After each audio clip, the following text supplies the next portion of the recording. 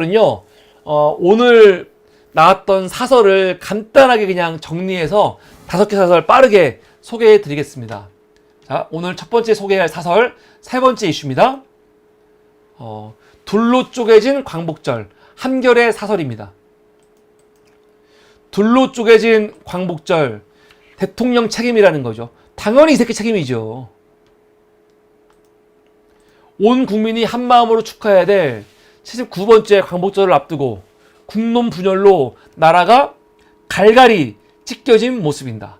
또 이걸 가지고 야당과 여당이 다 문제다가 말하면 안 돼요. 이건 철저하게 이 정부가 오늘 한겨레 말처럼 윤석열 책임입니다. 어떻게 지금 독립기념관 관장으로 저런 말도 안 되는 인사를 앉힐 수가 있어요. 근데 독립기념관 문제만 있는 게 아니죠. 앞에 있었던 사도광산 유네스코 등재 문제부터 시작해갖고 이 정부가 역사인식이 전혀 없잖아요. 그런 게 이렇게 지금 광복절을 앞두고 국론 분열을 일으켰다는 거죠. 이종찬 광복회장은 지난 10일 한국에 있는 반역자들이 일본 우익과 내통하여 오히려 전전 일본과 같이 가고 있다는 위기감에 빠졌다.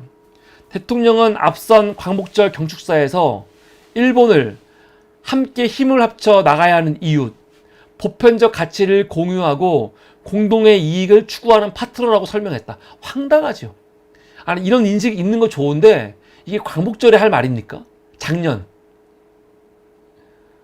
하늘이 마음을 터놓는 친구가 되려면 두 가지 전제가 있어야 되는데, 첫째는 일본이 지난 식민 지배에 대해 사죄, 반성의 마음이 있어야 하고, 둘째, 다시는 전쟁을 하지 않겠다는 약속을 담은 평화헌법을 지켜야 한다는 거거든요.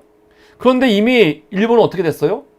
이미 우경화된 일본은요, 2015년도에 우리는 더 이상 사죄하지 않겠다라고 아예 천명했지요. 그리고 국방비를 늘리면서 적기지, 북한과 중국을 말하는 건데요, 적기지를 공격할 수 있는 미사일까지 지금 사들이고 있습니다. 사실 평화헌법에 다 반하는 것들이에요. 최근에 사도광산 외교 참사 문제 있었지요. 그리고 지난주에는 뉴라이트 논란을 빚은 김영석 씨를 독립기념관장으로 임명을 했네. 이 새끼가 눈치도 안 보고 임명되자마자 친일파들의 명예회복을 위해서 지가 앞으로 노력하겠다고 천명을 하고 광복절 행사를 취소시켜버렸어. 참나. 광복절 논란은 이미 사회 내에 팽배해 있던 친일적 행태로 일관해온 윤석열 정부에 대한 위기의식에 불을 지핀 것이다.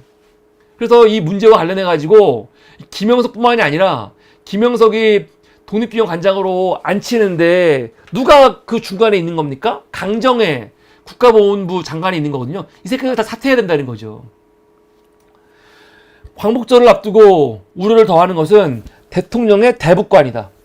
대통령은 앞선 두 차례 광복절 특사에서 자유를 강조하며 흡수 통일 열망을 숨기지 않았는데 올해 또 새로운 통일론을 제시할 예정이래요. 그런 짓 하지 말라는 거죠. 난 정말 미스테리예요. 이 정부, 이 새끼들은요. 아니, 광복절날 작년에 그랬잖아요. 작년만이 아니야. 작년, 재작년에 이 새끼들 어떻게 했어요? 광복절날 메시지가 뭐냐면 일본의 제국주의 침략 그런 거에 대해서 천명하고 비판하고 그런 게 아니고 뭐였습니까? 일본은 우리 이웃이야 말해놓고 북한에 대해서만 공격을 했죠. 비판을 했어요. 아니, 광복절하고 북한하고 뭔 상관이야. 북한을 비판하려면 현충일도 있고 6.25도 있고 여러 가지 있잖아요. 북한 비판하지 말라는 게 아니야. 비판할 수 있어. 근데 북한 얘기가 광복절에 왜 나옵니까? 근데 광복절에도 오로지 북한 비판이거든요. 근데 지금 금년도에 북한 관련해가지고 새로운 통일 담론, 흡수 통일 관련한 지금 발표가 요번에 있을 거라는 거거든요. 진짜 미친 새끼죠. 흡수 통일, 전쟁하자는 거야?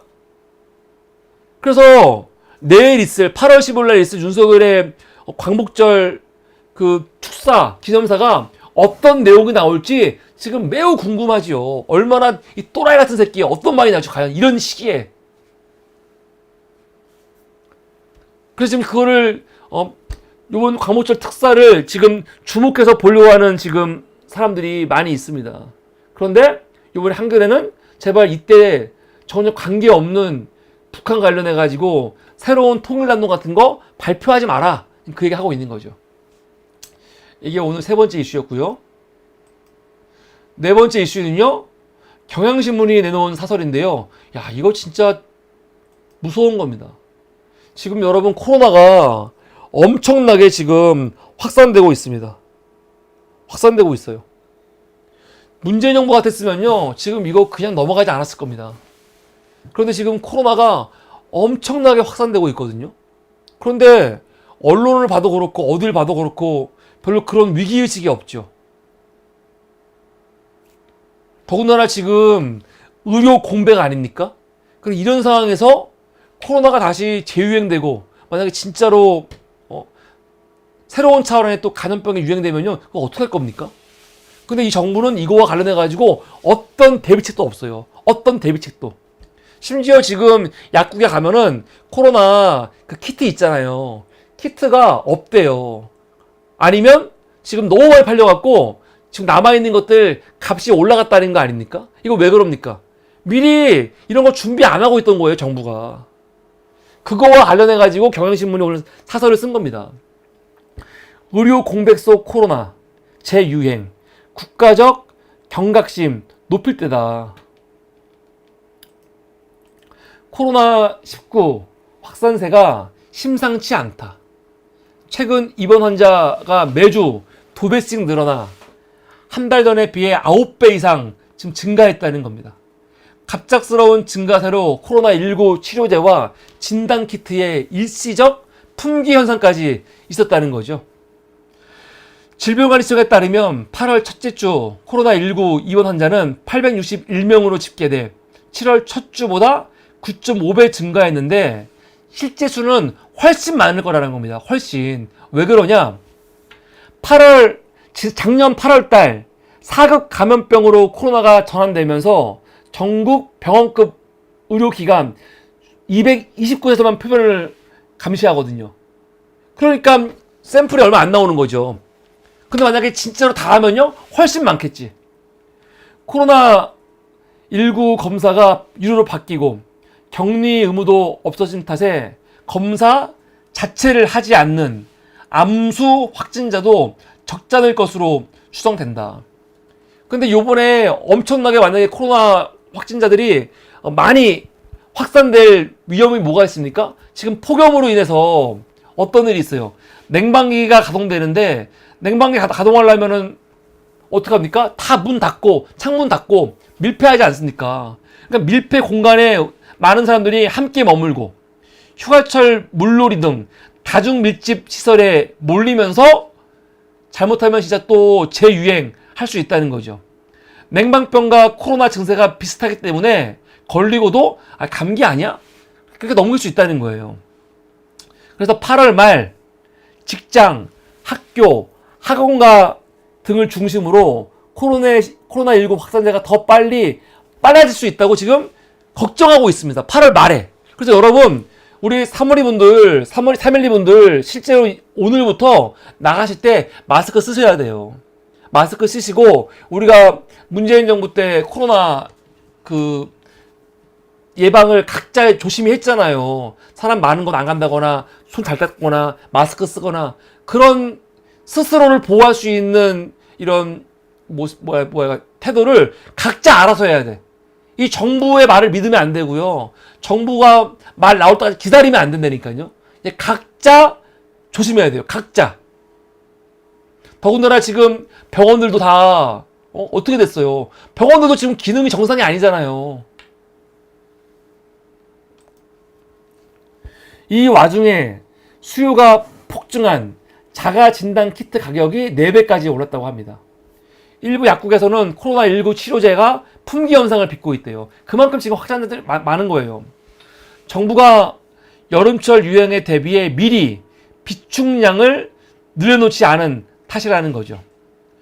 정부는 코로나19 대유행 때 경험했듯 감염병에는 선제적 대응만이 최선이라는 것을 명심하고 촘촘한 대응책을 마련해야 한다. 기대할 걸 기대해라. 아울러 자가격리 의무가 없어져 사업장마다 코로나19 대응 기준이 제각각이고 증세가 심해도 정상 출근을 요구하는 사업장도 있다고 하니 정부 차원의 철두철미한 모니터링, 제도, 지원 필요하다고 하는데 웃기는 얘기죠. 기대할 걸 기대하십시오. 우리가 첫 코로나 났을 때, 코로나 대유행일 때 브라질 보면서 얼마나 황당했습니까? 트럼프의 미국, 코로나 때 트럼프였잖아요. 브라질 같은 경우도 룰라 이전이 대통령이 기억도 안 나네. 그때 얼마나 개판이었습니까? 그래갖고 브라질에서 미국에서 얼마나 많은 사람들이 죽어나갔어요. 근데 이제 그런 현상이 우리나라에서도 벌어질 수 있는 거예요. 이거 우리가 우습게 넘길 문제가 아닙니다. 물론 지금 유행하고 있는 변이가 그 중증도가 높진 않대요. 아직은 높진 않대. 그런데 이게요 고령층한테는 여전히 위험하다고 합니다. 코로나 이제 감기야 별거 아니야 그러는데 지금 변이가 있거든요. 변이가 실제로 그렇게 아직까지는 위험하지 않다고 해요. 그런데 이것도 노인들에게는 고령층에는 굉장히 위험합니다. 그래서 이걸 그냥 아무것도 아닌 것처럼 넘기는 문제는 아니에요. 그래서 여러분 주변에 고령층 어른들이 있거나 혹은 본인이 연세가 있는 분이라면 이거 스스로 진짜 각자 도생 말씀하시는데 스스로 자기를 보호해야 됩니다. 이 정부를 믿고 있다가는 이거는 너무 위험해요. 이게 오늘 4번째 이슈였고요. 5번째 이슈입니다. 전기차 배터리 문제인데요. 지금 계속 전기차 배터리 문제가 지금 기사가 나오고 있습니다. 왜냐면 지금 시민들이 굉장히 걱정하는 거지. 요번에 인천에서 전기차 배터리 그 화재 있지 않았습니까? 전기차 배터리 화재는 불이 잘 꺼지지도 않고 문제라는 거 아니에요. 그리고 한번 폭파하면은 1000도씨까지 막 올라가는. 그래서 일반 소화기로 꺼지지도 않잖아. 너무 위험하거든요. 그래갖고 이게 막 언론에 공개되면서 지금 아파트들마다 외부 전기차들 지하 못 들어오게 막 좀 그런 거 하고 있거든요. 그래서 지금 이거 갖고 전기차 있는 사람과 없는 사람 간에 막 시민들 간에 막 갈등 소식도 있고 막 그래. 여러 가지가. 그런데 전기차 그 화재 사건의 대부분은 뭡니까? 배터리 문제야, 배터리 문제. 그런데 배터리가 좋은 배터리 쓰면은 이런 문제가 덜한 거죠. 그래서 지금 배터리를 이 전기차 그 업체들이 이 전기차들이 어떤 배터리 쓰는지를 공개해야 되는데 그 공개를 안 하고 있잖아요. 근데 최근에 현대차가 자기네 차종 전기차 배터리를 다 공개했습니다. 그래서 지금 국내 차들은요, 지금 배터리 다 공개하고 있는 추세이고, 근데 지금 외제차 같은 수입차들이 공개를 안 하고 있잖아요. 그래서 이번에 사설 내용은 뭐냐면, 배터리 이거 공개해라. 너희가 쓰는 배터리 어디 건지 공개하라 이거죠. 그래서 시민들이 그걸 미리 알고 선택해서 그걸 감안하고 살 수 있게 하라는 거죠. 물론 배터리만 공개한다고 이 문제 해결되는 거 아니거든요. 근데 최소한 시민들이 차를 살 때 선택할 수 있는 정보를 제공하라는 거예요. 이게 오늘 한국일보와 조선일보의 사설 내용입니다. 한국일보, 커지는 전기차 포비아, 모든 배터리 제조사 정보 공개하라. 인천 아파트 지하 주차장에서 중국 타르시스 배터리를 쓴 벤츠 전기차에 불이 난 후 불안과 공포가 확산되고 있는 가운데 정부가 12일 환경부 차관 주재로 긴급회의를 가졌다. 국토교통부도 13일 오늘이죠. 국내 완성차 제조업체와 수입차 업체들을 소집 전기차 안전점검회의 했다는 거 아닙니까? 현대차는 이미 자기네 전기차 13종에 대해서 배터리 제조사 다 공개했습니다. 원래 지금까지는 배터리 이 제조사 공개 안 했죠. 공개 안 하고 배터리 용량, 충전 시간, 주행거리만 공개했거든요. 근데 요번에 현대차 지금 공개했고요. 아마 기아도 공개하지 않았나? 공개했죠. 맞다. 현대차, 기아차 공개했고요. 그리고 수입차 중에서는 BMW가 공개했는데 테슬라, 아우디, 벤츠도 다 공개하라는 거예요. 근데 일부 수입차 부품 공급 업체를 공개하지 않는 게 본사 방침에서 거부하고 있거든요. 이런 건 시민들이 구매 안 하면 돼요. 너희 공개 안 하면 구매 안 할 거야 라고 해야 되거든요. 전기차 배터리 제조사를 공개한다고 화재까지 막을 수 있는 건 아니기 때문에 과학적인 예방책이 필요한데, 예방책으로 제일 중요한 게 뭐냐면 과충전을 못하게 하라는 거예요. 과충전. 그래서 충전을 하면은 90%까지만 충전되게. 이거는 충분히 가능하대요. 그냥 개인들이 알아서 90% 하는 게 아니고 소프트웨어 업데이트 해가지고 배터리가 100%가 아니고 90%까지만 충전되게 할 수 있나 봐요. 그렇게 하는 게 예방할 수 있다는 거지. 보통 화재 왜 나는 거냐면 충전기 꽂아놓고 100% 됐는데 그거 빼지 않고 그냥 하루 종일 두다가 불나는 거 아닙니까? 사실은 하루 종일 꼽아놔도 불나면 안 되거든요. 근데 저렇게 싸구려 배터리는 사고가 있는 거지.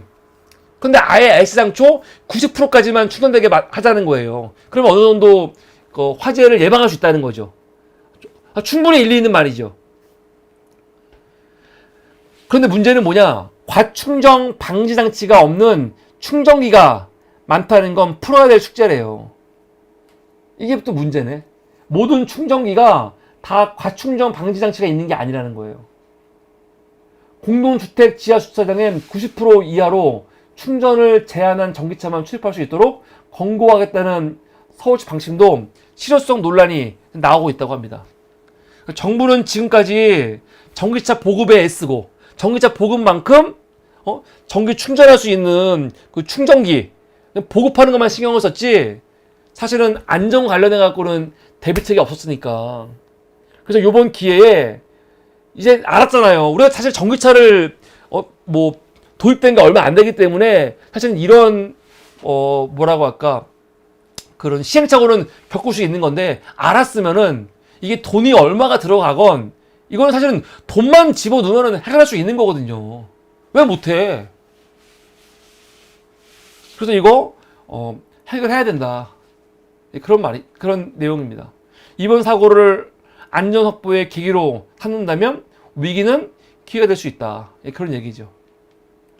조선일보, 전기차 배터리 제조사 정보 영업기밀 될 수 없다. 조선일보도 항상 기업 만드는 조선일보도 배터리 제조사 정보 영업기밀 될 수 없어, 공개해, 그렇게 말하고 있습니다. 현대차가 소비자 알 권리를 위해 전기차 전차종 배터리를 공개를 했습니다. 근데 왜 공개를 했냐? 자신이 있는 거죠.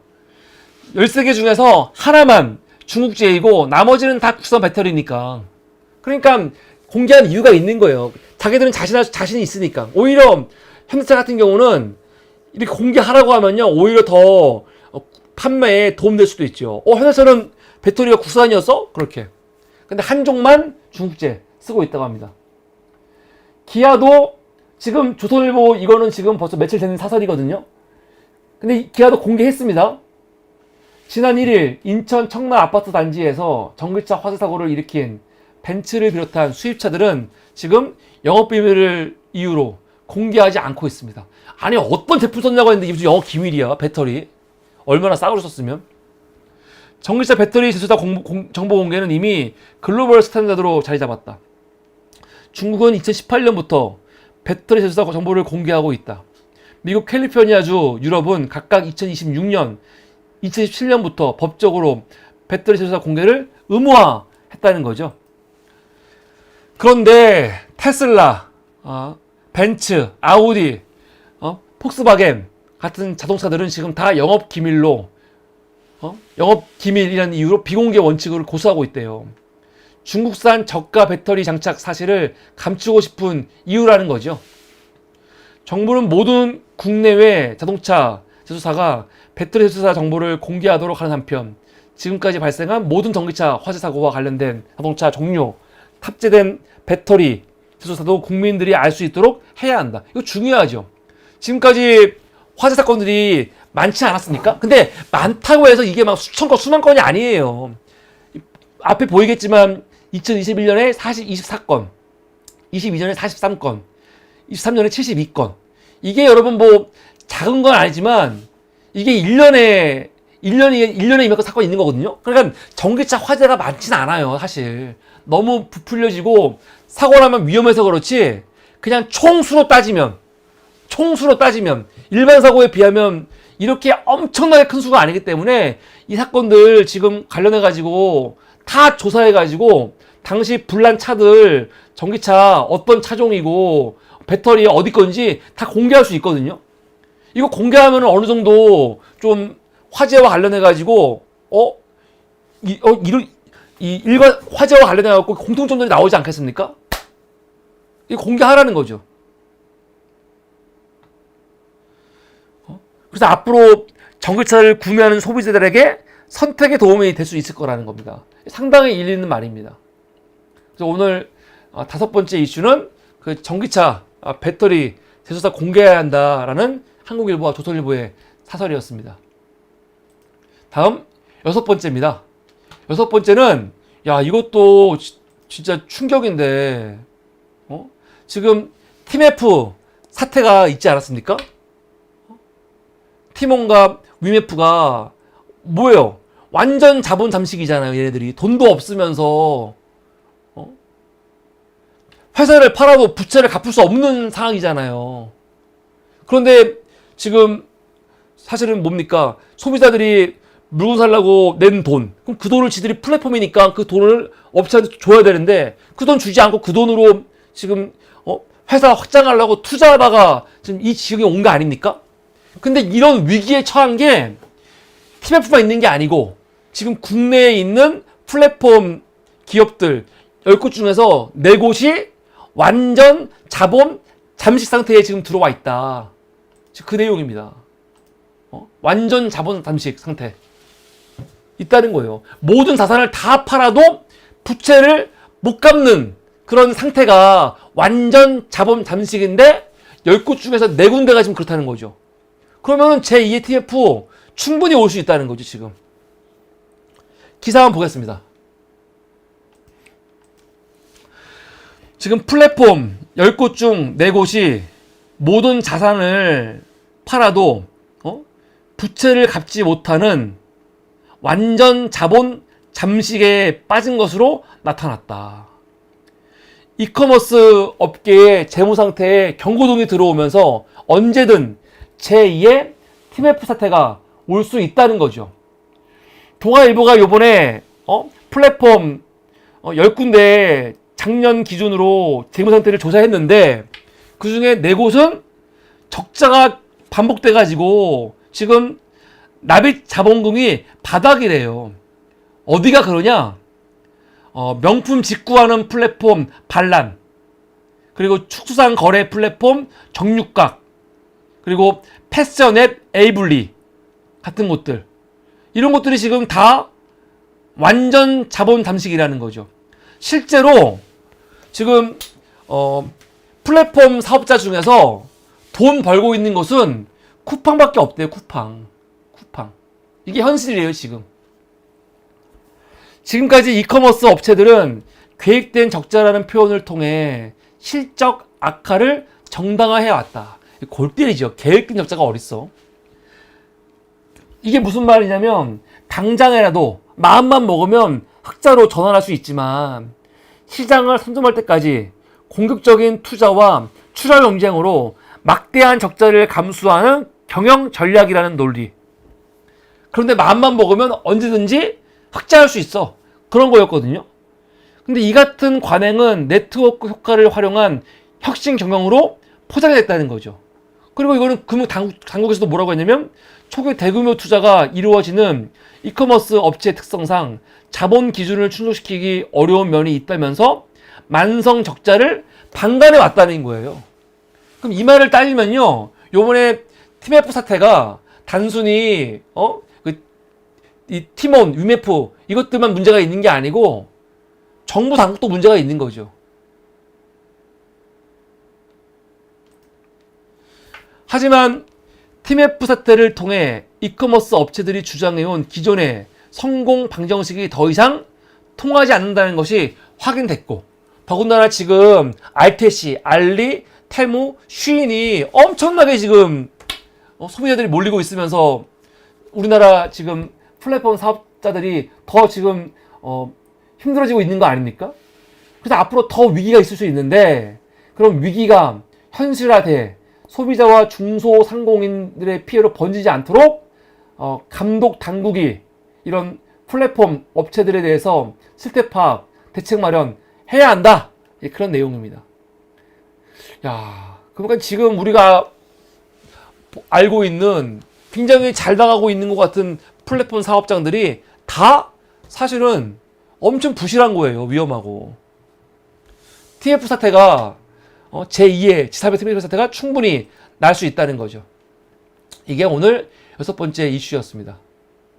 다음 마지막입니다. 마지막 오늘 7번째 이슈는요. 지금 유튜브가 마약 입문 교재로 활용되고 있다. 뭐 그런 사설이에요. 동아일보의 사설. 굉장히 심각하죠. 필로폰 체험 영상도 지금 유튜브에서 방치되고 있고 마약 입문 교재로 활용되고 있다. 저는 지금 이 동아일보가 유튜브에 대해서 지금 비판하는 거거든요. 이거 왜 관리하지 않냐 그 얘기거든. 이거 충분히 이해가 돼. 근데 지금 이런 식의 사설을 보면서 제가 의심이 드는 건 뭐냐면, 우선 마약 관련해 가지고 유튜브들이 너무 유튜브 안에서 마약한 사람들이 자기 체험을 막 얘기하고 어떻게 마약을 구매했는지 막 이런 정보들이 너무 지금 막 노출돼 있으니까 이런 거는 유튜브에서 제재를 해야 되거든요. 그래서 제대로 안 하고 있단 말이야. 그런 거에 대해서 비판하고 이런 거에 대해서 이 플랫폼 사업자에 대해서 이의 제기하고 문제 제기하는 거 좋다 이거예요. 근데 문제는 이걸 핑계로 정부가 지금 계속 눈에 가지같이 여기고 있는 유튜버를 아예 지들 멋대로 통제하려고 하는 게 아닌가, 저는 그런 의심도 있어요. 중국에서는 유튜브 안 되잖아요. 그래갖고. 근데 지금 이런 걸 핑계로 중국처럼 하려는 게 아닌가라고 저는 의심이 좀 듭니다. 한번 보겠습니다. 필로폰 체험 영상도 방치, 마약 입문 교재가 된 유튜브. 내용 자체는 굉장히 중요한 내용이에요. 최근 명문대생들이 연합동아리를 결성해 마약을 유통, 투약한 사건이 충격을 줬는데, 이 동아리 회원들이 유튜브로 환각체험 영상 등을 단체 시청하면서 마약 투약, 예행 연습을 했다고 합니다. 그러면서 영상에서는 마약이 아닌 신약이라는 허위 주장하는 영상도 있다는 거죠.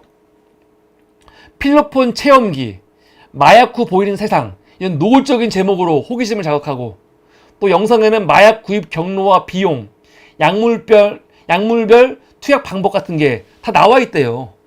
심지어 감기약에서 특성 성분을 추측해갖고 어떻게 마약을 만드는지 그런 방법까지 유튜브에 나와 있다고 합니다. 유튜브와 소셜미디어를 통한 마약 콘텐츠의 확산은 최근 10대, 20대 마약 사범들이 급증한 주된 원인이라는 거죠. 지금 10대들도 마약하는 애들이 많은가 봐요. 유튜브가 10대, 20대들의 마약 입문용 채널이 있다고 해도 과언이 아니다. 지난해 적발된 10대 마약 사범이 1,417명, 1년 새 3배 증가했는데, 이런 게 이렇게 미디어 환경, 특히 유튜버 환경과 연관이 있다는 거거든요. 유튜브가 범죄의 인프라로 악용되지 않도록 막아야 함에도 외국 기업이라는 이유로 영상 삭제나 차단은 여전히 유튜브 측의 자율적 판단에 맡겨둔 실정이다. 미국과 유럽에서 유해 컨텐츠를 걸러내지 못한 플랫폼 기업을 처벌하는 법을 연이어 만들어내고 있는데 우리 정부도 우리 국회도 최우선 과제로 규제 입법 추진해야 된다는 거거든요. 그래서 이게 어느 정도는 필요할 수 있지만 문제는 뭐냐면 이렇게 사실은 유튜브가 원래 여러분 규제를 안 하고 있지 않아요. 진짜 혐오라든가 여러 가지 그 가이드가 있기 때문에 가이드를 어기는 영상에 대해서는 가차없이 삭제하고 채널 없애버립니다. 지금 동아일보만처럼 이렇게 이렇게 아무렇지도 않게 방치하지 않습니다. 심지어 저희 사람 ING 오셔가지고 화요일마다 그 송기영 교수님이 서구 문야사 강의하시거든요. 근데 요새 서구 문야사에서 그 누드화를 많이 보여줘요. 왜냐면 그 중세 때 이 르네상스 시기 때 누드화가 많으니까. 근데 누드화 나왔다는 이유만으로 유튜브에서 이거 경고해가지고 아주 이 채널이 삭제된 건 아니지만 영상 없어졌고 그런 경고 3번 받으면 채널 없어집니다. 심지어 이런 강의 내용도 다 봐갖고 이것도 경고하는데 이렇게 유튜브가 막 관리를 소홀히 하는 건 아니거든요. 그런데 문제는 이제 그냥 사람이 나와가지고 말로 하는 거는 어떤 내용인지를 정확히 알 수가 없으니까 아마 관리하는데 소홀한 게 있는 것 같아요. 근데 그런 것들은 이제 신고를 하면 되거든요. 신고하면 이거 바로 들어가갖고 제재를 해요. 그래서 그럼에도 불구하고 만약에 신고했는데 삭제가 빨리 안 된다. 그럼 그런 것들은 이거 정부 차원에서도 분명히 그 유럽 유튜브 회사들한테 얘기할 수는 있어요. 근데 문제는 뭐냐면 얘네들이 이게 그냥 이런 유해 콘텐츠 진짜 심각한 유해 콘텐츠만 그러는 게 아니고 정부와 관련해가지고 정부에 대해서 비판적인 콘텐츠 사물이 같은 그런 콘텐츠까지 다 유해 콘텐츠로 구분해가지고 그런 것들 아예 말도 못하게 하고 표현의 자유 같은 거 아예 원천적으로 못하게 막으려고 하는 그런 시도 아니냐 그런 의심을 갖게 되는 거죠. 당연히. 이거 조심해야 됩니다. 조심해야 됩니다.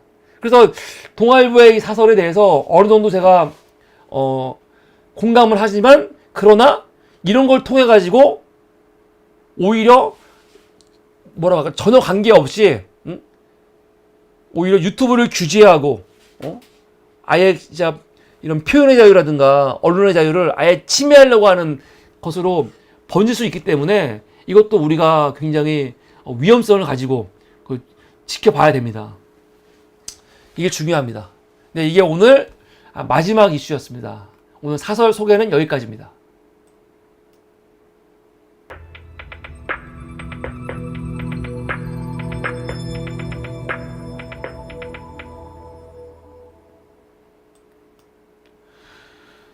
조선 웰더님께서 정말 기가 막힌 말씀을 주셨네요. 맞지요, 이게?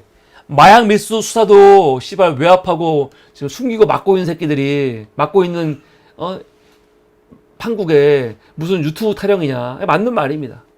모라고님께서 지금 우리 사물이 채널에서도 지금 글을 지었다고 그러는데 글 지은 적 한 번도 없습니다. 오해하지 마시고 글 지은 적 한 번도 없고요. 아마 그럴 수는 있어요.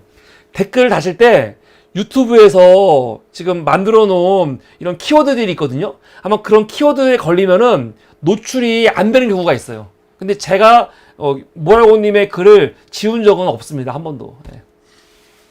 네, 여러분 감사합니다. 오늘도 이렇게 늦은 시간까지 함께 해주셔서 감사하고요. 오늘은 여기까지입니다.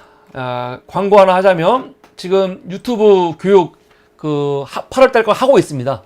아주 지금 성황리에 하고 있는데 9월달에 여러분 유튜브 교육 그리고 동영상 편집 과정 또 지금 모집하고 있습니다. 9월달에는 마찬가지로 매주 금요일 4주 과정 진행되고요. 영상 편집은 매주 수요일 3주 과정이 있습니다. 그래서 여러분 010-7184-4514로 전화 문자 주시면 여러분 상담해 드리니까 여러분들 요번 22기 많이 모집해 주시고 이거 지원해 주시고요. 사물이 오픈 채팅방이 있습니다. 오픈 채팅방에 사물이 검색하시면 여러분 들어오실 수 있고요. 우리 사물이 주주 멤버십 여러분 많이 좀 가입해 주십시오. 여러분들이 멤버십으로 한 300분 정도만 가입해 주셔도 저희가 좀 월세라든가 이런 사무실 운영 하는 거 어느 정도 할 수 있거든요. 지금은 한 30여 분밖에 없는데 여러분 10배, 10배로 좀 늘어나야 됩니다. 지금 안 하시더라도 제가 이를 악물고 지금 365일 방송 지금 하고 있거든요. 물론 365일 지나도 더 할 건데 365일 1년째 되는 날 되면 여러분들 사물이 그래 1년 동안 열심히 했는데 진짜 한 번도 안 빠지고 한번 믿어볼게 해서 한 여러분 멤버십 한 달이라도 좀 해주셨으면 좋겠습니다. 부끄럽습니다.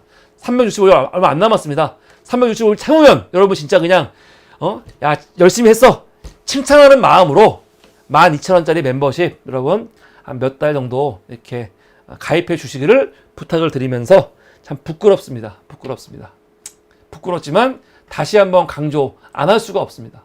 돌아오는 9월 26일이 멤버십 가입의 날입니다. 여러분 그때 꼭 멤버십 좀 가입을 부탁을 드리겠습니다. 부끄럽습니다. 네, 안녕히 주무시고요.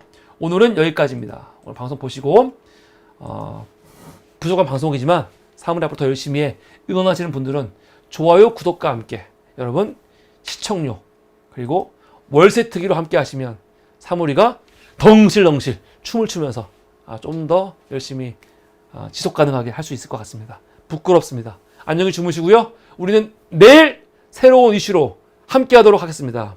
오늘 방송은 마치겠습니다. 여러분 감사합니다. 방송 끝나는 찰나에 스님 되고서 고기 먹다 절에서 쫓겨난 김팔자님.